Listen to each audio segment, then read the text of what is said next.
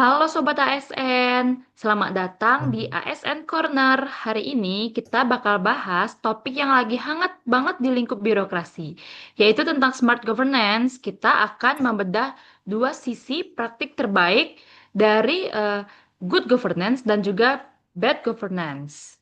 Nah, di sini sudah hadir rekan saya yang pertama yaitu ada Bang Rizal dan juga Bang Zawir. Apa kabar? Oh, kabar baik, Alhamdulillah, Nadia. Kita siap pada hari ini. Sehat Nadia, senang bisa bahas ini dari perspektif manajemen. Oke, langsung aja ya. Yang pertama, dari yang fenomena good governance-nya dulu, kita di sini bakalan melihat fenomena dari Ibu Shirley Juanda dari Gubernur Maluku Utara. Nah, beliau ini katanya sebagai gubernur dianggap membawa angin segar bagi smart governance. Tapi sebelumnya kita lihat dulu ya video cuplikan tentang Ibu Shirley Juanda.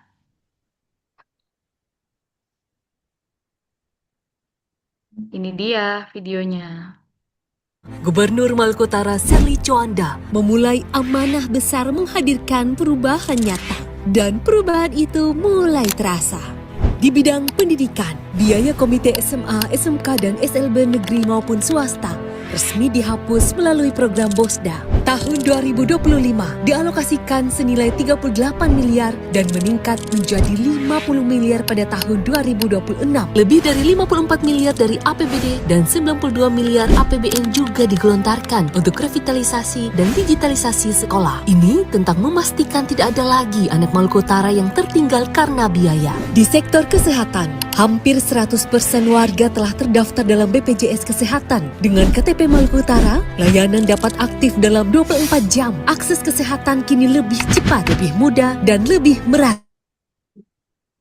Wow, kalau dari video yang kita lihat, Ibu Shirley Juanda ini termasuk Ya, berhasil ya sebagai gubernur. Nah, kalau menurut Bang Rizal nih, dari kacamata manajemen ASN, apa sih kunci keberhasilannya? kalau kita lihat dari perspektif dari manajemen ASN ini, kunci keberhasilan Ibu Sherly ini terdapat dari transformasi budaya kerja yang berbasis sistem merit.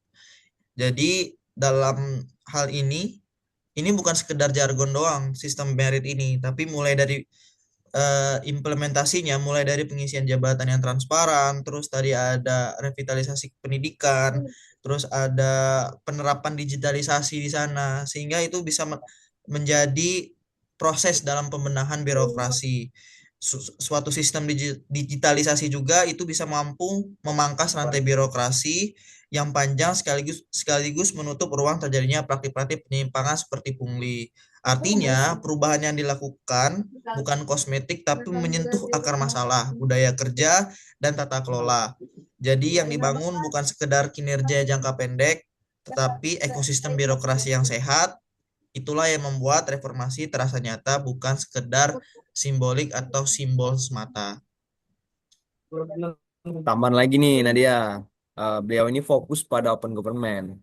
Masyarakat ini diberi kanal langsung untuk melapor di manajemen ASN. Ini namanya memperkuat fungsi pengawasan eksternal. Beliau memposisikan dirinya bukan sebagai penguasa, tapi pelayan utama.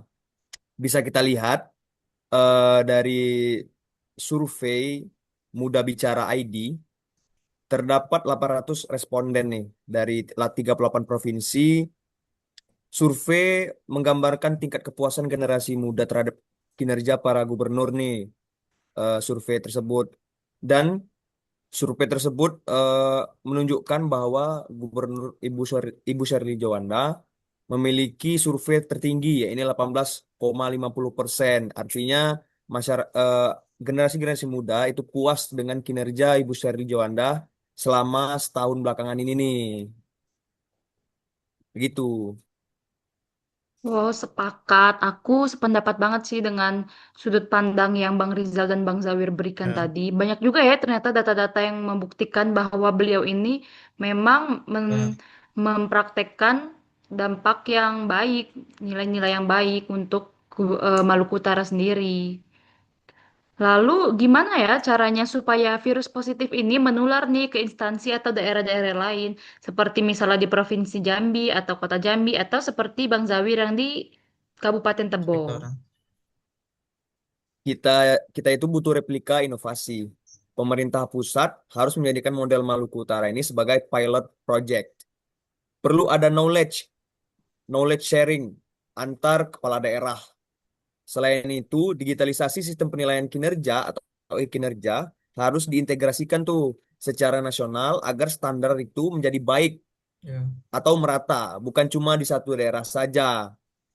Kemudian, eh ya seperti yang saya bilang tadi, knowledge sharing itu penting antar kepala daerah, harus berdiskusi apa yang dilakukan di daerahnya, apa hal-hal yang baik di daerahnya bisa kita tiru nih. Misalnya saya di Jambi, bisa Gubernur Jambi tiru hal-hal yang sudah Ibu Serdi Juanda itu lakukan di Maluku Utara begitu. Kalau Bang Rizal sendiri, menurut Bang Rizal gimana caranya biar virusnya tuh bisa nular juga nih ke kita? Virus positif yang saya Iya, dapatkan, kebetulan saya orang lain. instansi dari sekitar DPRD, tentunya proses digitalisasi itu bisa diterapkan. Tadi kan Ibu Shirley juga menerapkan bahwa digitalisasi itu sangat penting dan itu mampu memangkas rantai birokrasi di mana sekitar DPRD tidak jauh-jauh dari digitalisasi terkait dengan pelayanan informasi publik, baik itu pelayanan aspirasi masyarakat, terus nanti ada digitalisasi terkait rapat-rapat, terus nanti ada dokumentasi-dokumentasi terkait bahan-bahan yang diperlukan dalam proses-proses, entah itu dalam penganggaran, terus nanti ada dalam penyusunan Propemperda atau pembuatan produk hukum daerah, maupun nanti tentang kode etik dari alat kelengkapan kedewanan, begitu. Baiklah, semoga penyelenggaraan praktik pemerintahan di Jambi sendiri semakin baik ya. Ya, Nah, selanjutnya nih kita masuk ke bagian yang pahit ya, bad governance ya. Baru-baru ini kita dikejutkan nih dengan kasus Dwi Ambal Yoga, ajudan Bupati Tulungagung yang mm, terjaring OTT KPK. Kalian ya, udah pada denger beritanya nggak? ya sudah dengar itu sangat Iya, itu baru-baru ini memilukan. banget loh. Ini tuh sangat kontras ya dengan pembahasan kita sebelumnya. Benar, itu Sebelumnya karena kita, kasus ini, ya, karena kasus ini memang melanggar kode etika, itu juga diatur.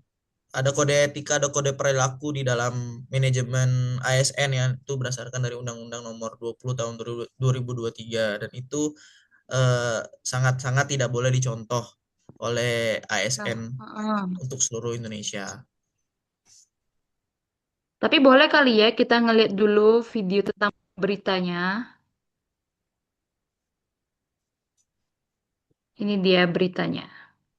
Guys, ya hari ini kita persiapan sama-sama dengan beliau Pak Bupati. Nama Dwi Yoga Ambal menjadi sorotan dalam operasi tangkap tangan Komisi Pemberantasan Korupsi (KPK) terhadap Bupati Tulungagung, Gatut Sunu Wibowo. Yoga ikut ditetapkan sebagai tersangka oleh KPK bersama Gatut Sunu Wibowo. Keduanya ditahan di rumah tahanan rutan KPK sejak Sabtu, tanggal 11 April tahun 2026. Yoga adalah alumni Men 2 Tulungagung dan alumni IPDN Angkatan 25. Dia awalnya ditugaskan di Jawa Tengah dan sempat menjadi ajudan di Kabupaten Rembang. Yoga pindah ke Pemkab Tulungagung pada pertengahan 2023 di bagian protokol dan komunikasi pimpinan Prokopim.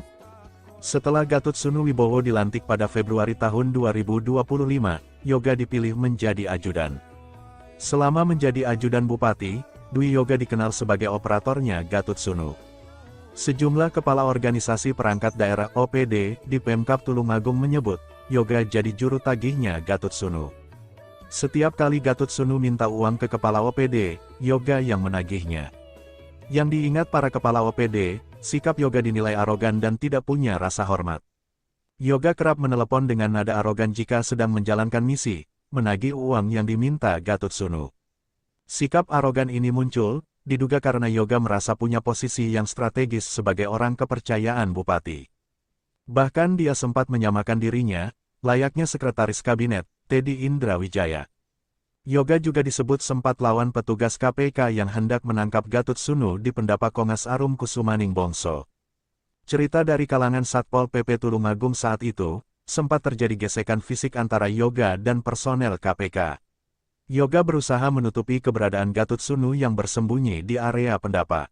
Seorang sumber internal Pendapa menyebut, Yoga sempat diringkus dan tubuhnya ditekan. Akhirnya Gatot Sunu berhasil ditemukan tim KPK bersembunyi di dalam mobil yang ada di garasi. Gatot Sunu dan Yoga akhirnya ditetapkan sebagai tersangka dan ditahan di rutan KPK. Download Tribun X. Ya ampun, sangat disayangkan banget ya hal ini terjadi. Menurut kalian nih, kenapa ya hal-hal seperti ini masih terjadi di lingkaran orang terdekat kepala daerah? Nah, kasus ini menurut saya menunjukkan bahwa sistem pengendalian internal pemerintah itu disalahgunakan. Nah, jadi ajudan itu kan berada dalam posisi yang sangat strategis, tapi sekaligus rentan. Dia ASN secara formal, namun secara fungsional memiliki kedekatan personal dengan kepala daerah. Masalah utamanya di sini, loyalitas, ada nilai-nilai core value yaitu loyal itu keliru diartikan, di mana loyalitas tidak lagi ditempatkan pada konstitusi sesuai dengan aturan, melainkan pada individu. Ketika ini terjadi, maka potensi penyalahgunaan wewenang menjadi sangat tinggi. Ini bukan hanya persoalan individu, tapi juga cerminan lemahnya sistem kontrol dan budaya organisasi yang belum sepenuhnya menjunjung integritas itu sendiri. Nah, betul. Eh, dalam manajemen ASN itu ada yang namanya konflik of interest tuh, atau konflik kepentingan. Nah, di mana ketika eh, kepentingan pribadi digabungkan dengan kepentingan negara ataupun kepentingan organisasi, itu tidak akan eh, suatu organisasi menjadi jalannya suatu organisasi akan menjadi baik. Nah, posisi ajudan yang sangat rawan menjadi perantara ini, aksesnya eksklusif tersebut. Aksesnya terlalu eksklusif sehingga para bawahan dari Bapak Bupati tersebut menjadi takut ataupun istilah lainnya tunduk pada ajudan tersebut. Penyebab utamanya adalah lemahnya integritas individu dan budaya organisasi yang permisif terhadap uang pelicin gitu. Iya ya, di sini tuh kalau kita lihat beliau jadi lebih takut pada pimpinan bukan pada aturan hukum. Ya, Jadinya benar. loyalitasnya tuh salah. Terus gimana ya caranya mencegah supaya kasus ajudan jadi kurir suap ini nggak terulang? Nah, menurut saya ada tiga langkah menurut saya ya. Yang pertama, yaitu adanya rotasi berkala, di mana ajudan itu tidak boleh menjabat terlalu lama. Yang kedua, whistleblowing system, yaitu staf ring 1 harus punya kanal rahasia untuk melapor perintah yang ilegal. Jadi ada Iya, iya. sistem yang harus dicegah. Terus yang ketiga, penguatan kode etik. Ini menekankan bahwa loyalitas ASN itu penting, bukan sekedar kepentingan individu saja. Tuh. Kalau menurut Bang Zawir sendiri nih, apa cara terbaik bagi ASN muda seperti kita untuk menghindari jebakan seperti ini? Kalau dari perspektif saya nih, sebagai analis kebijakan, pahami dulu ASN nomor 20 tahun 2023 nih. ASN itu punya hak dan kewajiban menolak perintah yang bertentangan dengan hukum. Itu jelas adanya di undang-undang ya. Alternatif terbaik adalah Ya. bekerja berbasis data. Jika ada perintah mencurigakan, minta instruksi tertulis tuh. Hanya menjalankan perintah gitu. Bukan pembelaan yang sah di mata hukum tipikor. Nah, Luar biasa. Ya, jadi emang intinya smart governance ini adalah perpaduan integritas individu dan juga kekuatan sistem. Terima kasih ya Bang Rizal dan Bang Zawir udah mau oke. berbagi sudut pandangnya.